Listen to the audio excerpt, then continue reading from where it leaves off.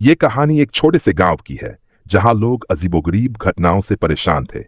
गांव में एक पुराना खंडहर था जिसे लोग रात के समय डर के कारण पास भी नहीं जाते थे। लेकिन एक दिन गांव में एक अजनबी आया।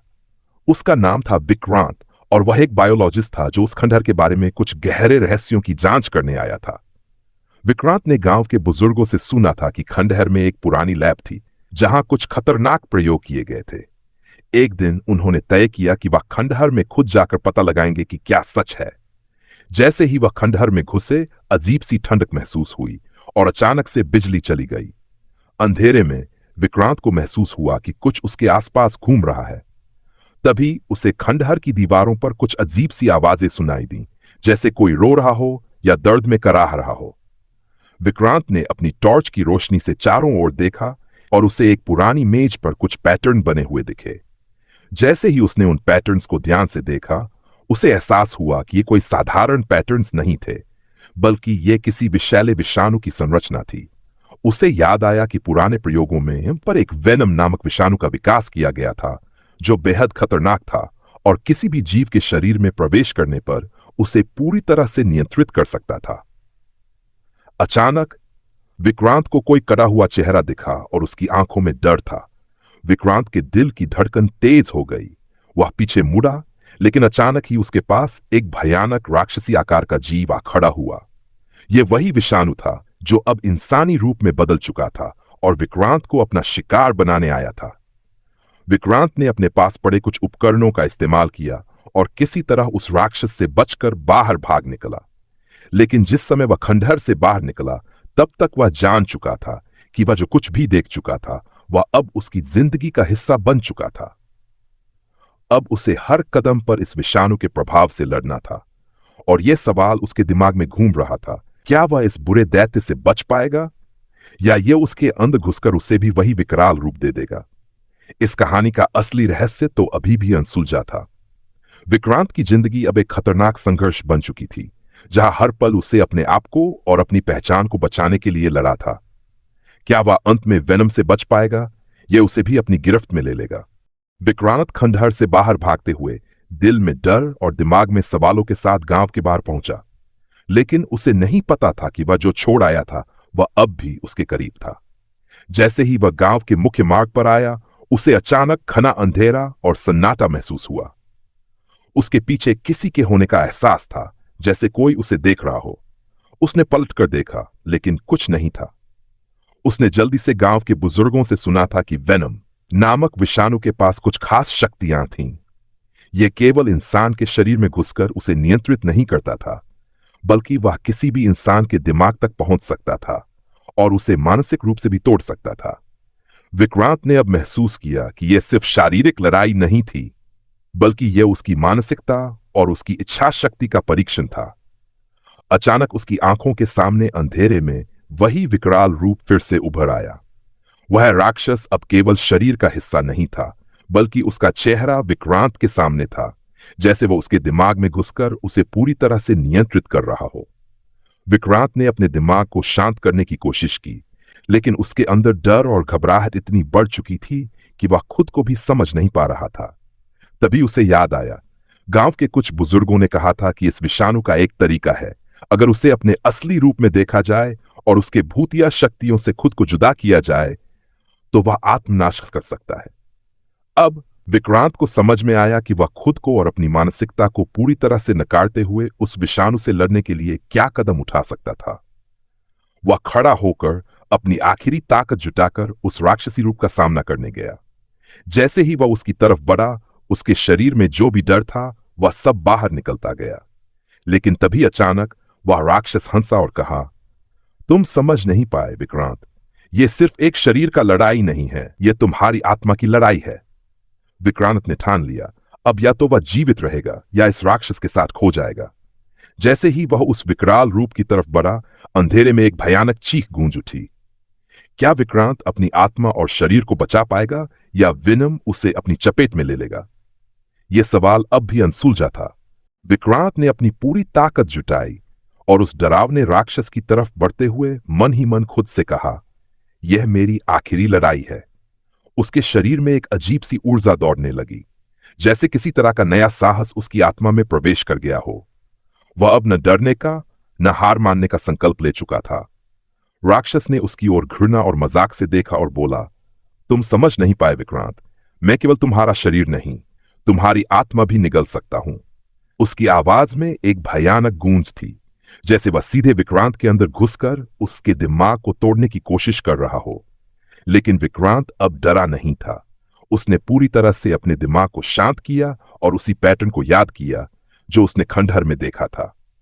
वह जानता था कि वह अब केवल शारीरिक रूप से नहीं बल्कि मानसिक रूप से भी उस राक्षस से मुकाबला कर रहा था। जैसे ही उसने अपनी आंखें बंद की और ध्यान लगाया, एक चमत्कारी चीज हुई। उसे महसूस हुआ कि उस विकराल रूप की शक्ति धीरे धीरे कम हो रही है, जैसे वह खुद ही धीरे धीरे खत्म हो रहा हो। राक्षस चिल्लाया, तुम ये कैसे कर रहे हो? लेकिन विक्रांत ने अपनी आंखें खोलते हुए कहा, यह तुम्हारे दिमाग को समझने की शक्ति है जो तुम मुझसे छीनना चाहते हो। लेकिन अचानक वह राक्षस हंसा और कहा, तुम तो बस एक खेल खेल रहे हो विक्रांत, मैं तुम्हारे भीतर हूं और तुम मुझे कभी नहीं हरा पाओगे। फिर उसी क्षण एक चिलमिलाती रोशनी ने विक्रांत को चारों ओर से घेर लिया। उसके भीतर कुछ बदलने लगा। यह उस विषाणु का असली रूप था। वह अब विक्रांत के भीतर समाने की कोशिश कर रहा था, उसकी सोच और आत्मा को अपने कब्जे में लेने की। विक्रांत के शरीर में एक अद्भुत शक्ति जागृत हुई। उसे अचानक महसूस हुआ कि वह जो भी सोच रहा था वह अपने आप को नियंत्रित कर पा रहा था, जैसे वह पूरी तरह से उस राक्षस से मुक्त हो गया हो। उसे पता चला कि वेनम केवल एक शरीर को नहीं बल्कि आत्मा को भी पकड़ता है, लेकिन अगर आत्मा मजबूत हो तो वैसे बाहर निकल सकती है। विक्रांत ने अपनी आत्मा की पूरी शक्ति को जागृत किया और राक्षस की ओर बढ़ते हुए कहा, तुम केवल एक भाई हो जिसे मैं अब नष्ट कर दूंगा। राक्षस की ताकत अब कमजोर पड़ने लगी और अंततः वह विक्रांत की शक्ति से तड़पते हुए विलीन हो गया। विक्रांत ने एक गहरी सांस ली और महसूस किया कि वह अब सुरक्षित था। लेकिन जैसे ही वह बाहर आया, गांव में लोग उसकी ओर देखकर डर के साथ खड़े थे। विक्रांत ने समझा कि वेनम का खतरा तो खत्म हो चुका था, लेकिन क्या यह पूरी तरह से समाप्त हो गया था? क्या यह फिर से लौट कर आएगा? वह अपने जीवन के सबसे कठिन संघर्ष को जीत चुका था, लेकिन वह जानता था कि खंडहर के अंदर जो अंधेरा था वह कभी भी बाहर आ सकता था। वेनम की सच्चाई अभी भी कहीं न कहीं जीवित थी और विक्रांत का डर यह था कि वह खुद कभी इस अंधेरे से पूरी तरह से छुटकारा नहीं पा सकेगा। विक्रांत ने अपने भीतर उस खतरनाक राक्षस को हराया था, लेकिन वह जानता था कि खंडहर का रहस्य पूरी तरह से खत्म नहीं हुआ था। उसकी आंतरिक शक्ति अब पहले से कहीं अधिक मजबूत थी। फिर भी वह जानता था कि वेनम जैसी ताकतें कभी भी फिर से उभर सकती हैं। वह गांव लौट आया, लेकिन उसके मन में यही सवाल था कि क्या वह पूरी तरह से सुरक्षित था? गांव में लौटते ही कुछ अजीब सा होने लगा। रातें और भी अंधेरी होती जा रही थी और हर सुबह लोग कुछ नया अजीब महसूस कर रहे थे। बच्चों के बीच अचानक डर का माहौल बनने लगा और लोग कहते थे कि रात में अजीब सी आवाजें सुनाई देती है, जैसे कोई खांस रहा हो, जैसे कोई अंदर से चीख रहा हो। विक्रांत को भी यह महसूस होने लगा कि कुछ तो गड़बड़ था। वह फिर से उसी खंडहर की ओर बढ़ने का विचार करने लगा, लेकिन वह डरता था कि यदि उसने फिर से वहां जाने की कोशिश की तो वह भी अपनी जान खो सकता है। फिर भी उसके मन में एक रहस्य था। वह खंडहर अभी भी अपनी ताकतों को समेटे हुए था। वह जानता था कि वेनम कभी भी अपने शिकार के पीछे पड़ सकता है। एक रात विक्रांत ने बिना किसी को बताए उस खंडहर में फिर से कदम रखा। जैसे ही वह अंदर घुसा, एक अजीब सी घबराहट उसे घेरने लगी। उस रात खंडहर में किसी और की मौजूदगी का एहसास हो रहा था। विक्रांत ने अपनी टॉर्च की रोशनी आगे की और देखा कि दीवारों पर वही पैटर्न फिर से उभरने लगे थे, लेकिन अब वे और भी डरावने हो गए थे, जैसे वे खुद बोल रहे हों। तभी अचानक उसके सामने एक भयानक दृश्य उभरा। वह राक्षस जिसे उसने पहले हराया था अब उसकी प्रतिकृति के रूप में सामने था, लेकिन यह पहले से भी अधिक शक्तिशाली और विकृत लग रहा था। राक्षस ने कहा, तुमने मुझे हराया था विक्रांत, लेकिन तुम नहीं जानते थे कि मैं कभी मरता नहीं। मैं हर उस व्यक्ति के अंदर हूं जिसने मुझसे सामना किया है। विक्रांत के शरीर में एक चिड़चिड़ी दौड़ गई। अब उसे समझ में आया कि वेनम केवल एक विषाणु नहीं था, बल्कि एक मानसिक और भौतिक रूप से आत्मा को बंधक बनाने वाली ताकत थी। यह अब उसकी पहचान का हिस्सा बन चुका था और उसे खत्म करना अब और भी मुश्किल था। विक्रांत ने अपने मन को शांत करते हुए अपनी आत्मा से शक्ति निकाली। वह जानता था कि इस बार उसे अपनी मानसिक ताकत को पूरी तरह से जागृत करना होगा।